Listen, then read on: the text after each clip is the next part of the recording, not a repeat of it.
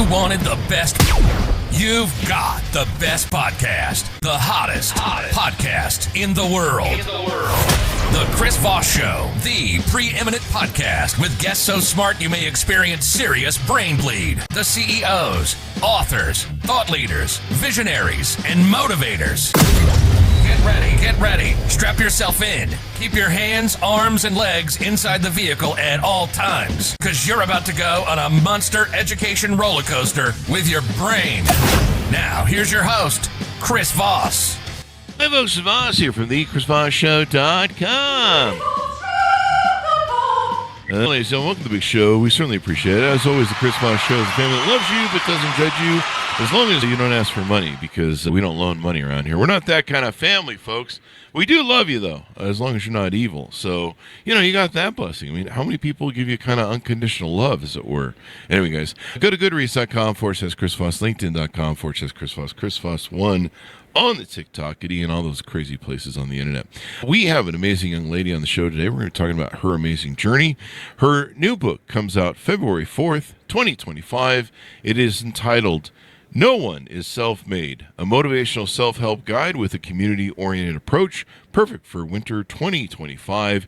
Rewrite the rules of business with collective support. Lakeysha Hallmon joins us on the show today. We're going to be talking to her about her insights, her experience, her life's journey, and purpose, and how she can you can utilize what she has learned and developed to make your life better. Dr. Lakeysha Hallmon is a mission-forward visionary celebrated for developing an economic vehicle that empowers the Black community through collective wealth. Since founding the Village Market in 2016, Dr. Key has served over 1,440 businesses and facilitated millions in direct sales to Black-owned enterprises. She sets a new standard for success among Black-owned enterprises or Black-owned businesses by integrating programs, offering grants, mentorship, and technical assistance through her nonprofit, Our Village United. She has awarded hundreds of thousands in grants, and she continues to expand her mission, creating a retail storefront, The Village Retail at Ponce City Market, a curated retail collection of premier Black businesses. Welcome to the show. How are you, Lakeysha? Chris, I am wonderful. And also, what an opening. Thank you so much for having me today. Thank you. I just wrote that right. I just came up with that right off the top of my head. No, you are incredible. I read off Amazon. So, Lakeysha, give us your .coms. Where do you want people to find out more about you on the interwebs? Yes, everyone. First, I'm elated to be here. To learn more about me, go to drkeyhallmon.com, www.drkeyhallmon.com. You can learn all about me. You can also learn about my forthcoming book that will be out February 4th, No One is Self-Made. No One is Self-Made. So where did you get the title of that from? Chris, I will tell you, in my entrepreneurial journey, as I began to garner some success, I continue to hear, Dr. Key, you are a self-made woman. And words mean a great deal to me. I'm always evaluating the truth of words. And while I understood being called self-made as paying homage to my journey and my success, I knew that while it was meant to be something positive, it wasn't true. Because I am a reflection of a lot of people that have poured so much support, resources into me.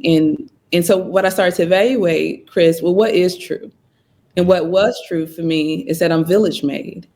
And it took me down this journey of understanding what it takes to be successful, and what story should we tell when we reach steps to success in our lives and our business.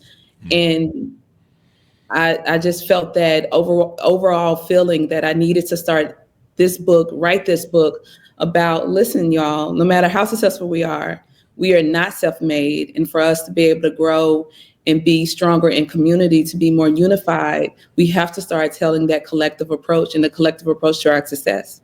Yeah. I mean, we're a community, whether we're the nation of America, whether they're united human beings together with each other, whether we're, in our integrated sort of, what's the right word, in our communities, our local stuff. We're we're, rising tide lifts all boats. We're all one and the same, and we all need to work together and help each other. What's an old saying? It takes a village. I guess that's what I'm trying to stretch to. And yeah, I mean, like I was joking with you before the show, my mom reminds me that I was not self-made and that she gave birth to me, and she's very disappointed. So, as moms tend to do. But give us a 30,000 overview of what's inside the book, and kind of, is it part memoir where it talks about your journey, et cetera, et cetera? Yes. So in No One is Self-Made, it is part memoir, part guide, because I believe books should be tools. And I feel that in my work, I am a tool. I'm here to help entrepreneurs build the most incredible businesses that they can build. And so in the book, I tell about my story of founding my very first company, the Village Market, to how I pivoted and opened in retail, the Village Retail, and how I knew that I needed to have a nonprofit arm so I can give out grants to small businesses and technical assistance. I tell those stories. I tell my stories of triumphs, and I also tell my stories of failure. And also in this book, you'll find what I believe is incredibly important for partnerships. I believe as very much so we need to be mission aligned as a community, but we have to be values aligned. And to get to that place of being values aligned, I write about in the book understanding purpose and alignment, and how alignment is little breadcrumbs that lead us to our purpose. And one of the things, Chris, that means a great deal to me as I work with entrepreneurs across the country is I want these entrepreneurs to scale. I also want these entrepreneurs to be well while they scale. So I talk about the importance of self-care for entrepreneurs and founders and CEOs, and even those who are not in that world, who may be in corporate America. I write about how important wellness is for us on this journey. And I close the book talking about economic parity and what does it look like to operate as a community with cooperative or collective economics. And then in the final chapter, I have all my verbs, because I have this saying, support is a verb. And in the final chapter of the book, I am telling the beloved community, this is what we need to do next to make all these things real. Mm-hmm.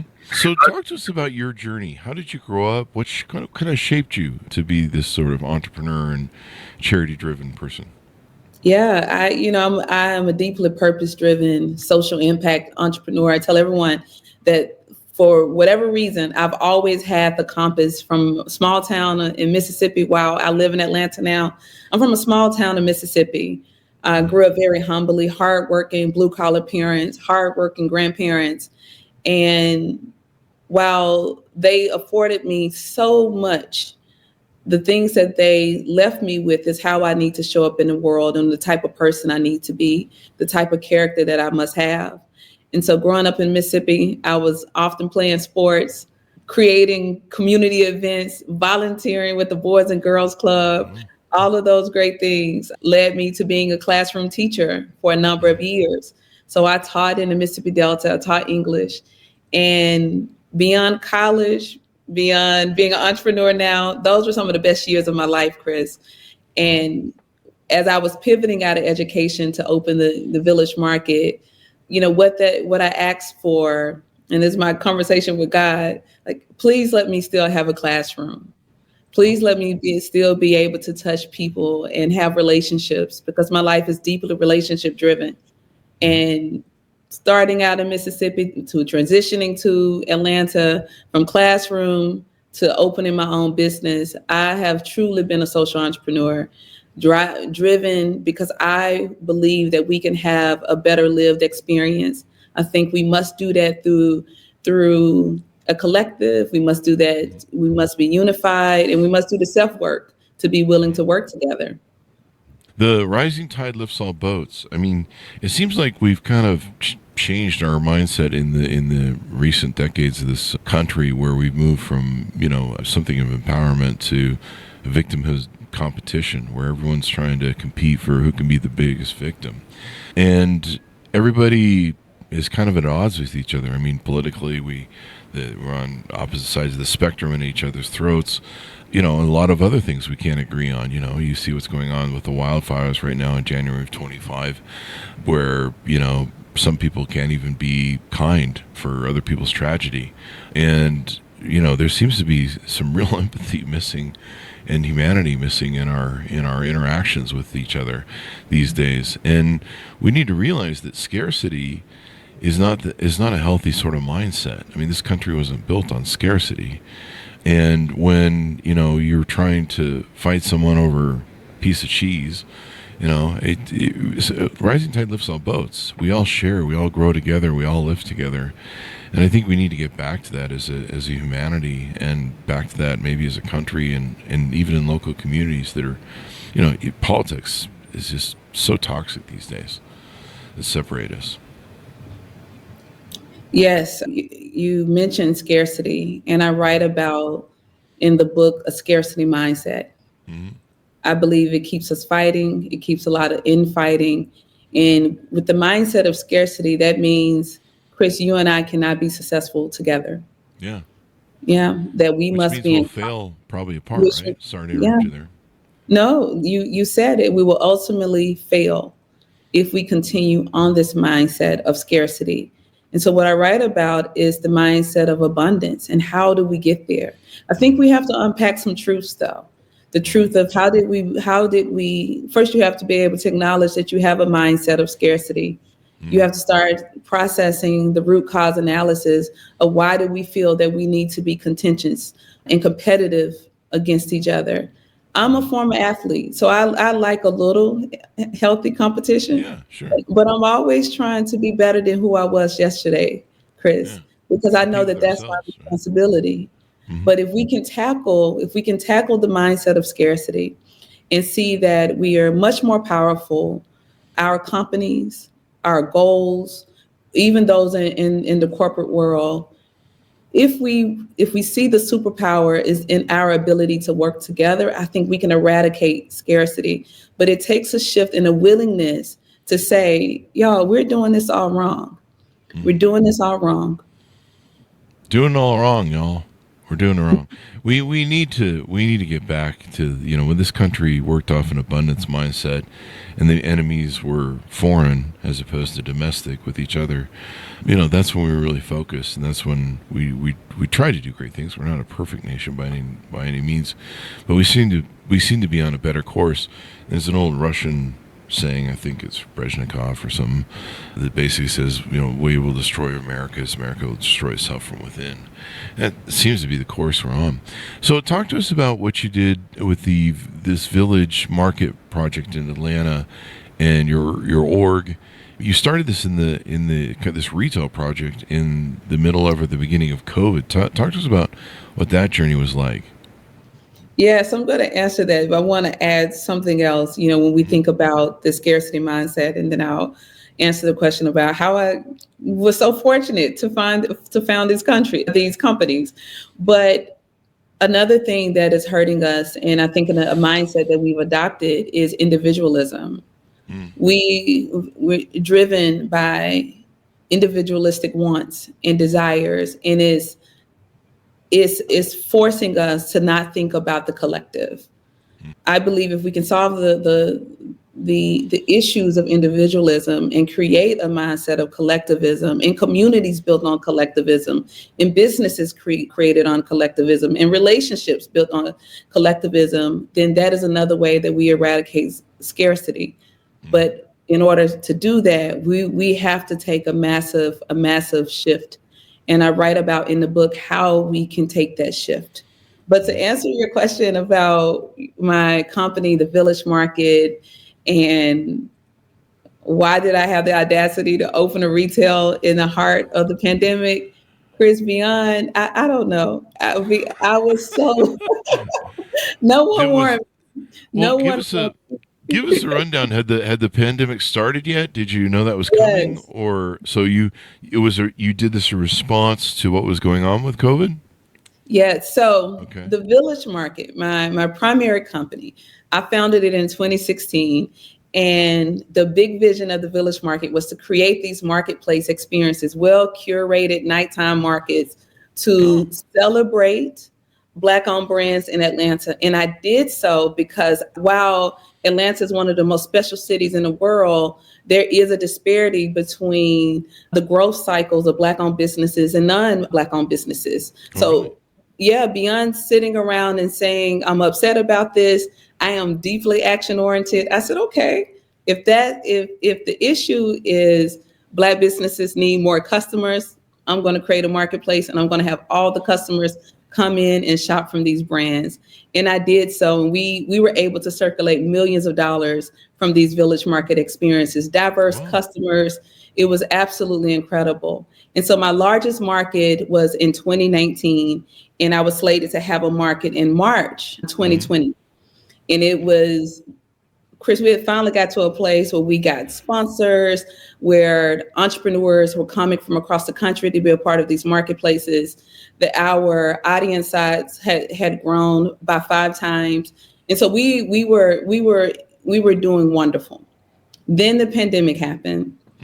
And like a number of businesses across the country, I had some choices to make. And I decided to do a pivot. I did 2 things. I knew that entrepreneurs, PPP loans were going to come out, and I wanted to make sure that the entrepreneurs that I served were ready, were positioned to get these loans so they can stay open, so they can keep their staff and their employees. And so I decided that I needed to open a nonprofit arm. And so Chris did this crazy thing, got my nonprofit up and running, created a program called Elevate. And I was able to support entrepreneurs with the infrastructure, making sure that they were financial and capital ready to get loans and things like that, and able to deploy some grant dollars. Then this other idea popped in my head. I said, so the world is going to open up one day. I didn't know when, but I knew we were going to open up. And I looked at the opportunity to open a retail store at Ponce City Market, which is one of the highest foot traffic locations. It's a highly sought out destination for tourism and also for the local community in Atlanta. And the educator in me and the person who loves data and numbers, I thought about, if I open this retail store and I work with brands who've never had an opportunity with retail, but who may not have the capital to open their own brick and mortar location, how can I support these entrepreneurs in meeting customers to have a whole incubator experience, but in real time in a retail store? So I had this idea in May 2020. I worked extremely hard and opened a retail store by November 2020. It is one of the hardest things I've ever done because I was doing 2 things, the nonprofit arm, the for-profit arm, but it was serving this bigger vision that I had in my mind. And also I'm just deeply solutions driven. If entrepreneurs are saying, I can't afford to get into Ponce City Market, my book talks about, well, how about we go do it together? And I share with Ponce City Market my proposal. And I said, listen, you're going to have one curated retail store, but at least 39 different people's dreams, their brands under one roof called The Village Retail. And we just celebrated 4 years in November.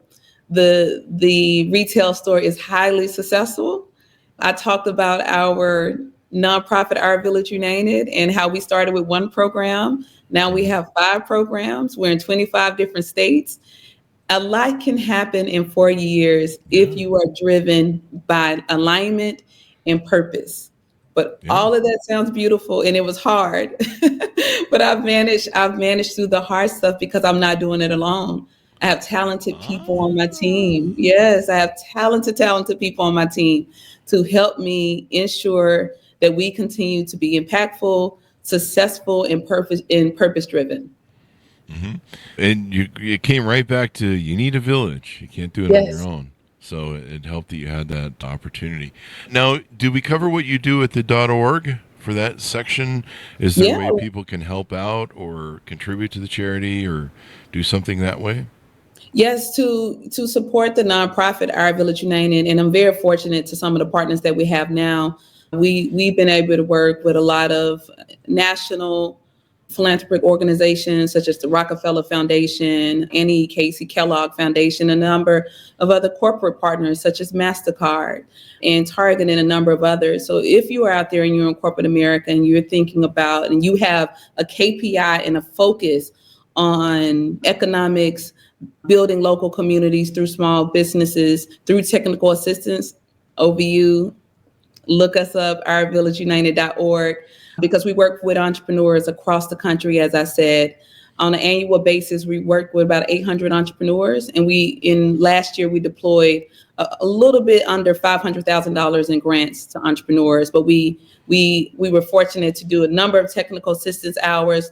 We do pro bono services. So if entrepreneurs need accounting support, we get the accountant. If they need small business support, we get the small business attorney to work with these entrepreneurs. And so if you're out there in corporate America, or if you would like to volunteer because you're a master in your field, we're always looking for the right people to join the mission, because Chris, you said it, none of the great work that I do alone. I've been able to attract some really like-minded people who have a belief that our communities can be better, they can be more viable, and they bring all their goodness to the work that I'm doing. And I write about a lot of these incredible people and the way that we are building community through nonprofit, building community through the for-profit arm. We're doing it and it looks and feels different. And I write about it in the book. So, this is a good example you're setting to inspire others to do better, to contribute to their community, to, build consensus, to, really recognize it takes a village to, do all this stuff. So I commend the job you're doing. Thank you very much for doing it. Thank you. I feel, and I know that, I'm talking to a lot of entrepreneurs now. Mm-hmm. What I would like to tell entrepreneurs out there who are listening is that our biggest dreams can happen. Mm-hmm. It doesn't matter how many times we have to pivot. To me, pivot is a complement of what we can do differently. It just gives us time, an opportunity to have a plan B and have a plan C. So if you're an entrepreneur and 2024 was a tough year for you, and you're trying to figure out, what am I going to do in business? I want you to make sure that you have a community around you. You should not be the smartest person in the room. You can be one of the smartest people.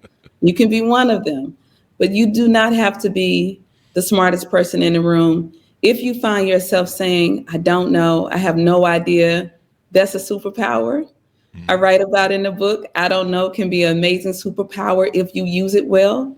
So make sure that it's okay to be vulnerable, but it's also okay to believe in something bigger than what you have now.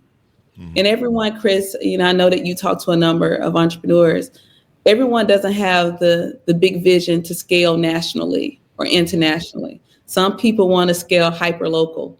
If you're that entrepreneur, that's okay.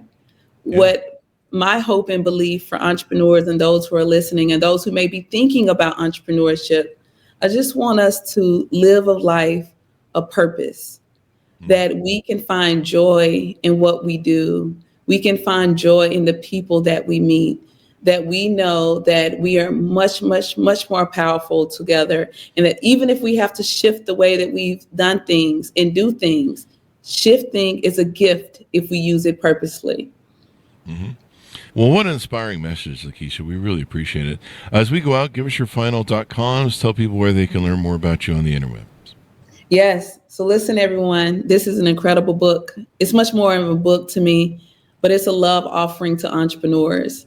Mm-hmm. I wrote the book that I longed for when I started my entrepreneur journey almost 10 years ago. So go to nooneisselfmade.com to purchase the book. There's no www, so just nooneisselfmade.com to purchase the book.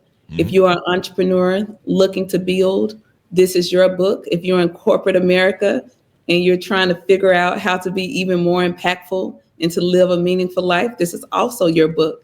And if you say none of these things are me, but I know somebody that this book may help, buy the book for them.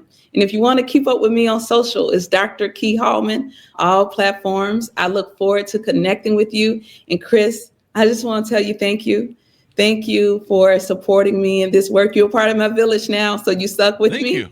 I'm in the village. You're in the village. Thank you, I need all the help I can get. A rising tide lifts all boats is one of my favorite sayings, and so I'm gonna have to come out to the shop there next time I'm in Atlanta and check it all out and do all that stuff. So very much a great inspiring message. Thank you very much. We really appreciate it, Lakeysha. Thank you. Thank you. And thanks, Smiles, for tuning in. It's one of those days where I'm a little off on the kilter there. It must be the vodka in the water there. No one is self-made. A motivational self-help guide with a community-oriented approach. Perfect for winter 2025. You can order right now, folks. February 4th. It will be out, and you're going to want to take advantage of it. Build your village to flourish in business and life. You know, I do a lot of that with my communities. I build different communities on Facebook and groups and things like that. It's so important to have these communities, and it's amazing how much you can touch and lift people that, you know, you may not have otherwise known that you would have an impact in. So thanks, Miles, for tuning in. Be good to each other. Stay safe. We'll see you next time.